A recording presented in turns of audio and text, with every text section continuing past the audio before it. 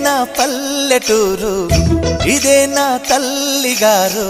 మా ఊరి పాడి పంట రాములోరి దీవెనంట. తల్లి గోదావరి నీళ్ళు కడిగె సీతమ్మ పాదాలు. ఊరంతా హాయ్ హాయ్ హాయ్, మనసంతా హాయ్ హాయ్ హాయ్. ఇదే నా పల్లెటూరు, ఇదే నా తల్లిగారు. మా ఊరి పాడి పంట రాములోరి దీవెనంట.